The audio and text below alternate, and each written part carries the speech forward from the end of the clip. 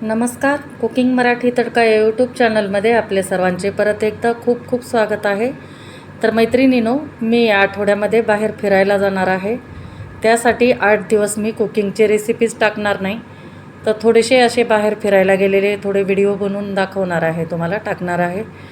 तर आम्ही आता पूर्ण फॅमिलीसोबत मी निघालेले आहे बोधगया इथे. तर आमचा सकाळी असा प्रवास सुरू झालेला आहे. तर आम्ही निघालेले आहेत. तर रस्त्याने थोडंसं गॅस वगैरे सोबत घेतला आहे, थोडीशी खिचडी बनवली आणि थोडंसं हे आमचं चिकू, थोडंसं आम्ही खिचडी खाऊन प्रवासाला निघालो नागपूरच्या दिशेने.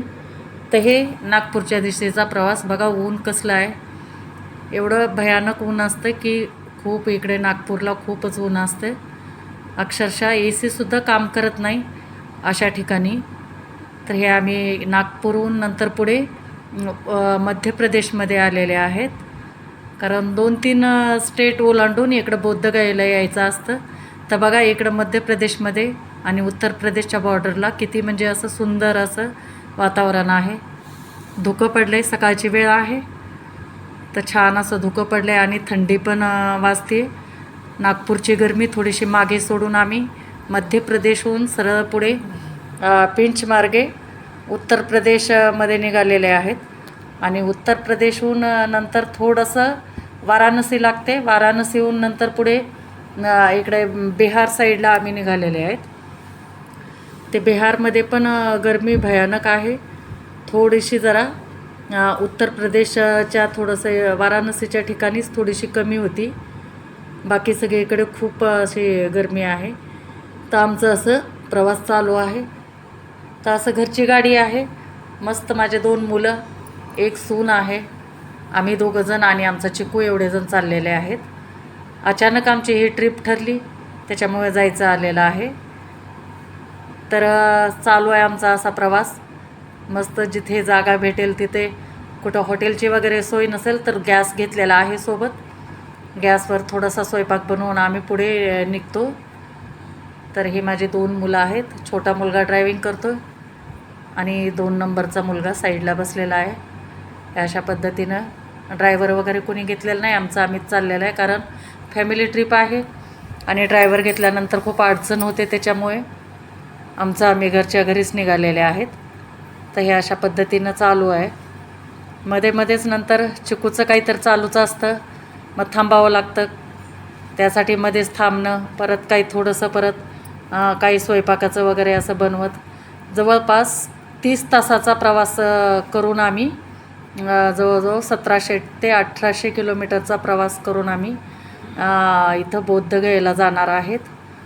तर त्या दृष्टीनं आमचा प्रवास चालू आहे. आता सध्या छोटा मुलगा चालवतो आहे गाडी. नंतर काही वेळानंतर परत असं बदली असं करत नंतर 2 जण मिळून ड्रायव्हिंग करतात आणि आमचं आपलं चालू आहे. तर मैत्रिणींनो, आता हे मी 8 दिवस हे असेच थोडेफार जमेल तसं वेळेवर काय व्हिडिओ येणार नाही, पण जसे जमतील तसे थोडीफार शूटिंग करत मी तुमच्याशी शेअर करणार आहे. आम्ही फिरायला गेलेले आहेत ते. हा माझा 2 नंबरचा मुलगा आहे आणि हा छोटा मुलगा आहे. या अशा पद्धतीनं चाललेलं आहेत.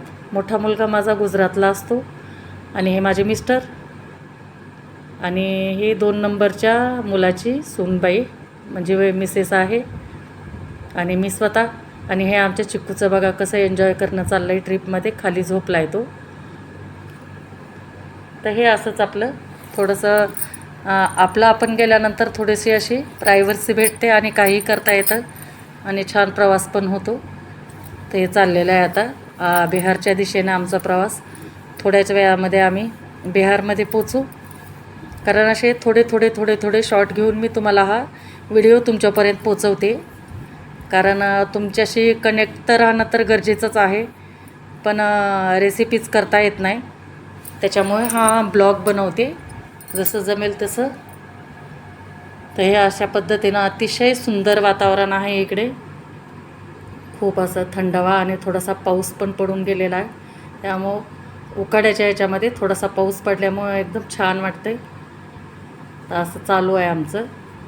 तर आम्ही आता इथं बोधगयाला पोचून बोधगया झाल्यानंतर परतीचा प्रवास करणार आहेत. आणि बोद्धगयामध्ये आम्ही 2 दिवस स्टे करणार आहेत. आणि त्याच्यानंतर आम्ही परत येते वेळेस वाराणसीला जाणार आहेत. आणि वाराणसीला काशी विश्वेश्वरांचं मंदिर आहे ते पण बघणार आहे. आणि ते बघून नंतर ताडोबाचं पण राष्ट्रीय उद्यान जे आहे ते पण बघायचा विचार चालला आहे. बघू जमेल तसं आम्ही जाण्याचा प्रयत्न करणार आहेत. कारण प्लॅनिंग वगैरे काही केलेलं नाही, अचानकच आमचं ठरलं. तर हे आम्ही याच्यामध्ये बोद्धगयामध्ये आलो आणि हे माया सरोवर म्हणून आहे, तिथं आम्ही फिरायला आलेलं आहेत. संध्याकाळचे 7चा टाईम आहे. तर असं छान असं उद्यान आहे, लहान मुलांची खेळणी वगैरे. नंतर बोटिंगसाठी हा तलाव आहे. तर इथं या तलावामध्ये बरेचसे असे पर्यटक येतात. खूप असे बाहेरच्या देशातून पण असतात आणि इतर आपल्या भारतातल्या स्टेटमधून पण भरपूर आलेले असतात. कारण बोद्धगया हे खूप असं महत्त्वाचं असं धार्मिक स्थळांपैकी एक स्थळ आहे. तर हे अशा पद्धतीने हे आपण इथं आता थोडा वेळ जरा वेळ घालणार आहे. बघू आम्ही बोटिंग पण करणार आहेत, पण वेळ झाला आहे. तिकीट जर भेटलं तर आम्ही बोटिंग पण करू. तर बहुतेक तिकीट भेटलं आहे आणि बोटिंगसाठी आम्ही चाललो आहे आता तिकडं. हे माझे मिस्टरांची लगबग चालू आहे घाईघाईने पुढे चालण्याची. हे आमची पूर्ण फॅमिली बसलेली आहे. तर आता इकडं हे बोटिंगचं पॉईंट आहे, तिथं जाणार आहेत. आणि थोडंसं हे बोटिंग करून मस्त आपलं या माया सरोवराचा आनंद घेऊन आम्ही पुढे बौद्धविहार जे आहे मंदिर, तिथं आम्ही जाणार आहे. मेन विहार आहे ते. तर हे चालू आहे बोटिंग.